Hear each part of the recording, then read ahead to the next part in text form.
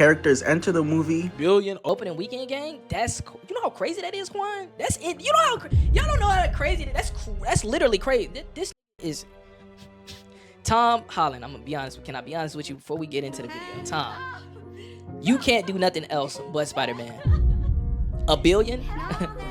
You think Disney, Marvel, and them gonna let you go, buddy? No, Lord, no, you are a Spider-Man forever. Real quick, before we get into the video, I want to put y'all on something real quick. If you're already sitting around playing a game at home on your phone anyway, you might as well make some money from it, right? A lot of people think it's too good to be true, but it's legit, and this is how it works. Free Cash partners with game companies that pay them to bring in new players. Instead of keeping all that money for themselves, Free Cash shares part of it with you for trying a game. This ain't no get-rich-quick scheme, but making a quick 10-20 bucks is definitely realistic. And if you really put in some work and really grind, some of the higher paying offers pay you a couple $100s. It's completely free to sign up. Use your email, scan the QR code on the screen, or click the link in the description and the pinned comment. And when you sign up using my QR code on the screen or the link in the description, you get $10. You're already gaming on your phone, you might as well get paid for it. Shout out to Free Cash. This really helps the channel.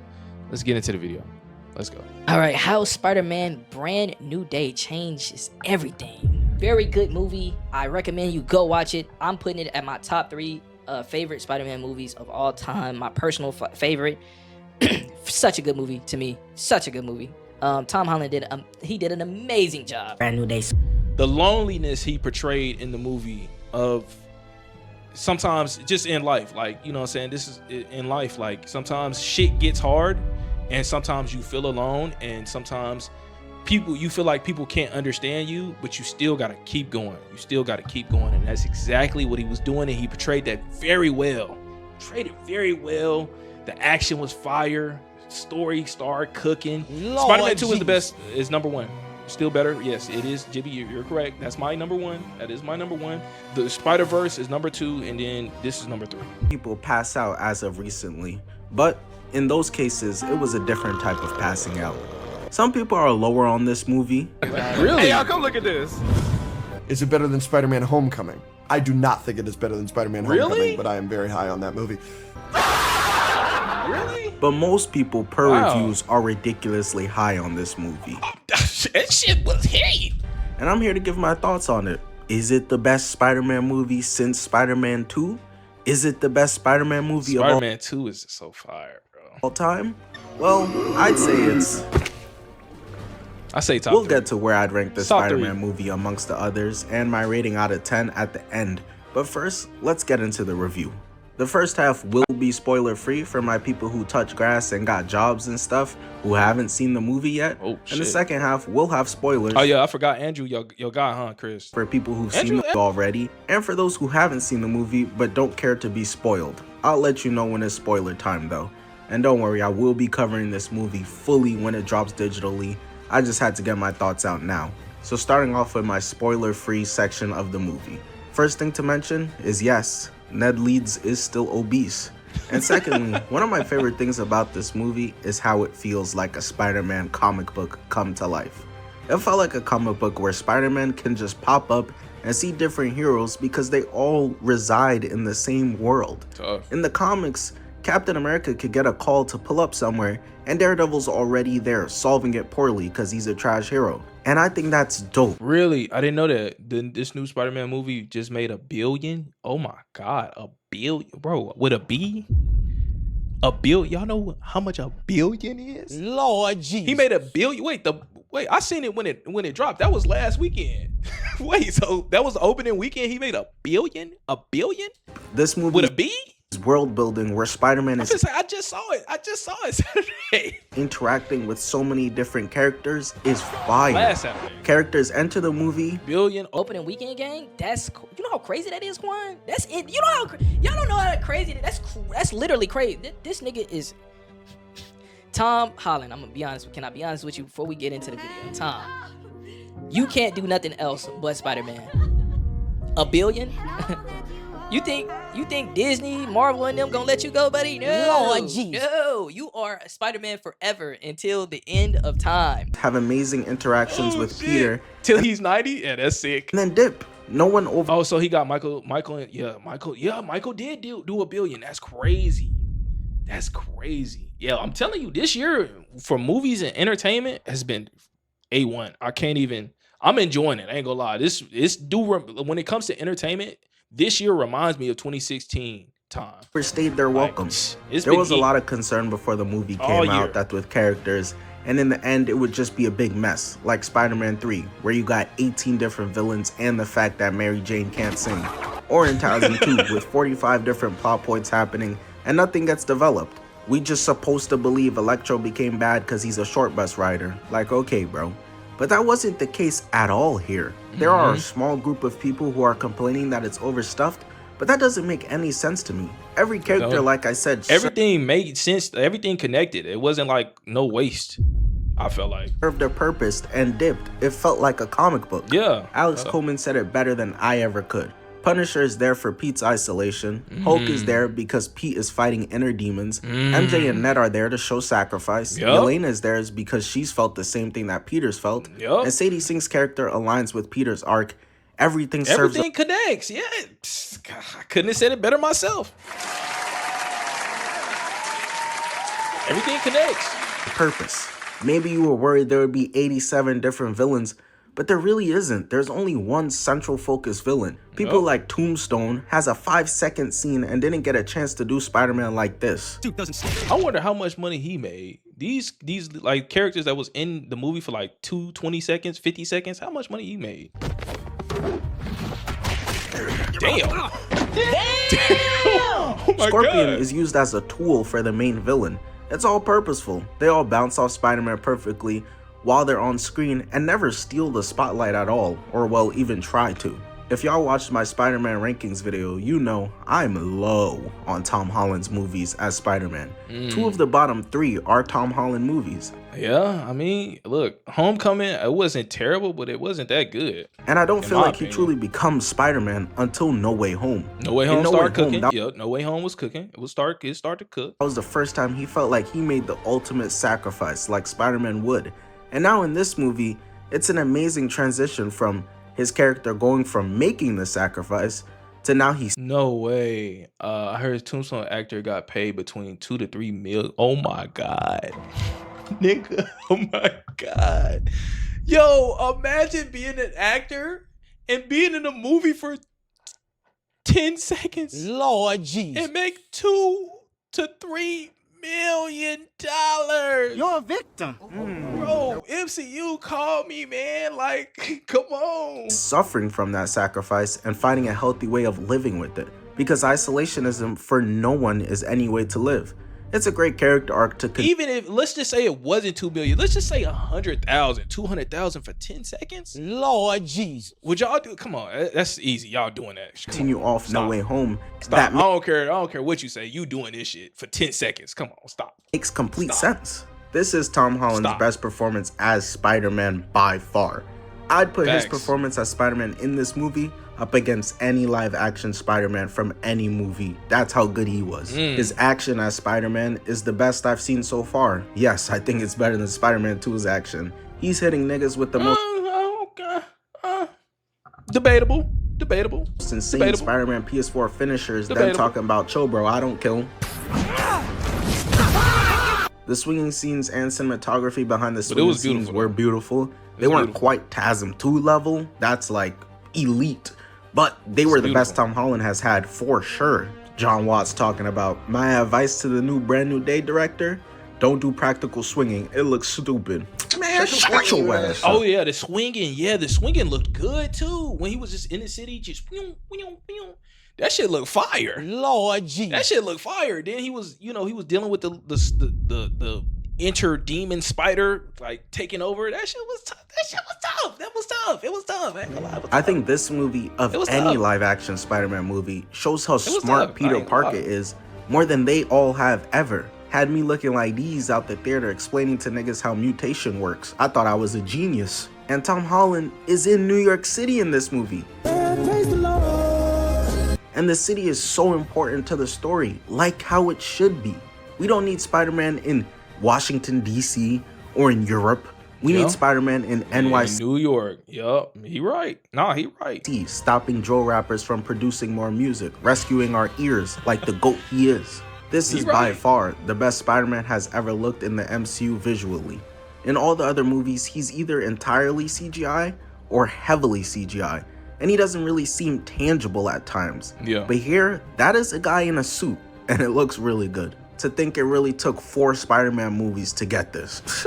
Yo, I'm pissed off again. But look, they did it. I ain't gonna lie, they did it. It was such a good movie, bro. They cooked, bro. Everybody from the boom shot guy, the goddamn cameraman, the goddamn editors, the CGI guy, Lord Jesus, the goddamn actors. Come on. That nigga John Watts near Spider-Man again. Ban his ass from a 10-mile radius of any MCU set. Spider-Man is in great hands with Destin Danielle. Oh, and I liked him. I liked the Punisher and Spider-Man's dynamic. I liked their whole dynamic. That was fire. Cretin. But now, anything else I want to talk about is gonna require spoilers. So, we're gonna get into the spoiler section. If you have seen the movie, stick around. If you have... All right, spoiler alert. You don't want to get spoiled. Gonna get out of here. He made 20 million. He should have made more than that. Fuck that, nigga.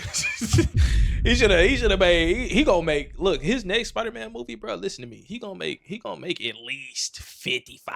Lord Jesus. 50 to 100. I'm telling you. Right up. I'm telling you, they're gonna be like, here's a blank check. Just write what you want. I haven't seen it yet, but don't care about spoilers. Stick around. And if you're clicking off at this point, thanks for messing up my audience retention on YouTube analytics, asshole. JK, yep. I still love you. All right, let's go. The biggest hidden secret about this movie is Sadie Sink's character, who's of course Jean Grey. The main villain of a Spider-Man movie is Jean Grey, who's of course not a Spider-Man villain typically. And this may seem odd to some people. RDJ getting paid 100? Yeah, so yeah, you gotta pay my boy. You gonna pay him 100? You gotta pay Tom 100. He breaking records. Well, he doing Michael Jackson shit. Lord Jesus. If you doing Michael Jackson shit, come on, bro. Cut the check, man. Cut the check. That is a critique from some people that the main villain isn't a Spider-Man. CTC, cut the check. CTC, cut the check, please. Villain. But I think Jean as the villain in this movie works perfectly for this particular story. I like Jean in this story a lot. Obviously, it's a setup to the fact that there are mutants in the MCU and to the X-Men, who we will see at some point. But her and Spider-Man were able to connect emotionally and feel each other's pain and understand each other's lives in a way where, I'm sorry, nigga, Rhino as the main villain just couldn't do so. Nah, the one thing this movie Rhino too stupid. He has that I think the Tom Holland movies lacked a lot of outside of No Way Home is this movie had so much heart and emotion, which is a big reason why the Raimi movies were so great.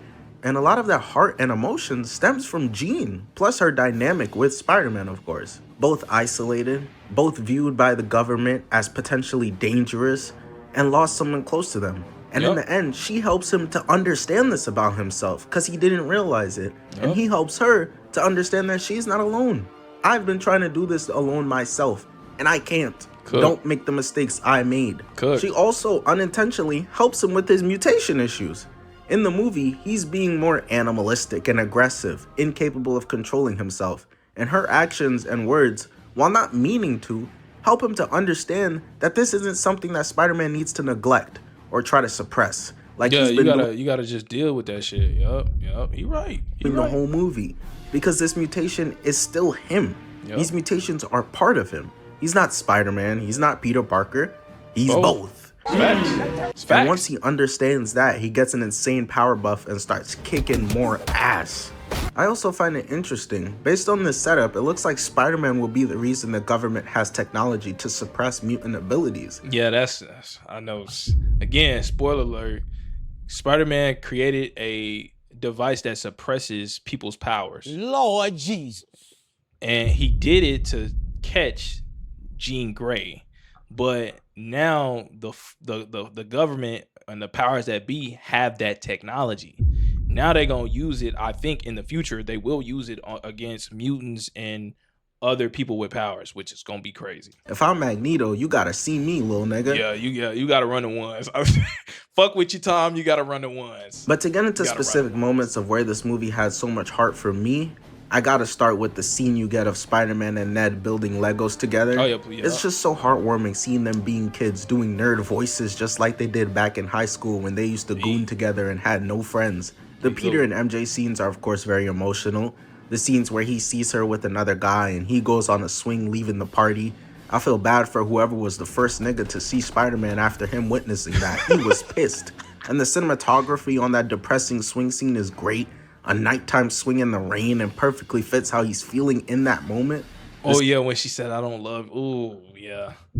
Or when Jean took over her body, talking about some acting like if she remember. Lord Oh, Jesus. my heart. Oh, I was like, oh no. Scene where he kisses MJ thinking it's her, but it's really Jean Grey controlling her, and he completely lets out all the emotions he's been holding in, how much he's missed her. That nigga broke down. I damn near shed a tear, nigga. I damn near shed a tear. And Ned, the scene where she finds the letter and she confronts him about it, making him reveal himself, and he tells her he loves her, and she says, "Who are these niggas?"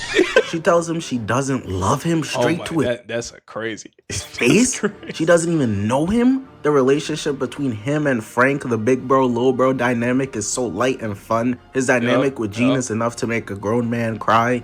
She goes into his mind and it's a flashback to Aunt May giving him advice, which speaks directly to Jean because they're the same. He gets shot and then you see the hospital scene of how much he means to the city. And it was just beautiful. On the level of Spider-Man 2 getting carried in the train. Oh yeah, come on, man. Come on. Spider-Man 2 will still be number one. It just was good writing. Everything was just like it was damn near, it was just a perfect movie. But this movie that just dropped, fire. Tom Holland, you did a great job, brother. Hey, Toby is proud of you, boy. Just know that. Type of beautiful. Just know that. At the He proud of you, boy. end of the movie, Peter accepts that he can't do this alone, bringing his arc to the movie full circle. He's like, damn, no wonder that little nigga Naruto was so depressed all the time. And it seems like they're teasing that Ned might remember Peter from before getting his mind wiped by Bill Dr. Strange Cosby. That or he figured out that Peter is Spider-Man. They do kind of leave it ambiguous, but either way, I think that they are telling us that MJ and Ned are here to stay in the Spider-Man movies as Team Spider-Man, and I'm okay with that. I know a lot of people want Spider-Man 100% solo working, but I think the idea of him finding a nice balance between not being Iron Boy Jr. needing others to carry him, and not being 100% alone, having no friends, no family, no hoes, a balance between the two is a good place to have Spider-Man in. Now, where does this movie sit on the Spider-Man pantheon for me? I'm not gonna lie to y'all. I think this is my second favorite Spider-Man movie of all time, right? Spider-Verse, that's what, hey, look, that's what, I see you, bro. I see you. Spider-Man 2, the Spider-Verse, like, come on, you right. Spider-Man 2, but it's close. Yeah. Maybe this is recency bias. Maybe I'm the... No, it ain't. It was a good, like, come on. I didn't say this about Homecoming. I didn't say that about that. I ain't say that about that. I ain't say this about what's the other one he had? Nope. I ain't say that. When I watched that, I was like, it's alright. Nostalgia bias for even having Spider-Man 2 over it. I don't know. Y'all have your opinions. Y'all let me know. Far From Home. Yeah, I didn't say that about that. I was like, oh, it's cool. Like